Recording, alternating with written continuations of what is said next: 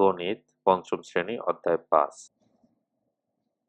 12 নম্বরে কি বলছে, একটি 1 ইঞ্চি সমান 2.54 সেন্টিমিটার। তো 8.5 ইঞ্চি সমান কত? তো 1 ইঞ্চি সমান 2.54 সেন্টিমিটার।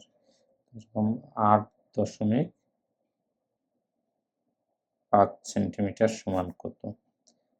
তো এটাতে যদি আমরা গুণ করি, যে 4 5 20 শূন্য, হাতে 2 5 25-এর 2, 27-এর 7, হাতে 2 5 জনে 10-এর 2, 12, তাছাড়া 40-এর 0, হাতে 4, 4 32-এর 2, হাতে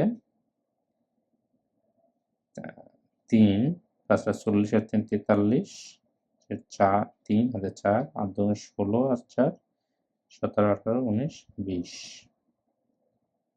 কত হয়? 0 7 2 9 3 2 5, এই যে দশমিক 2 1, সরি 1 2, তাহলে কত সেন্টিমিটার হবে?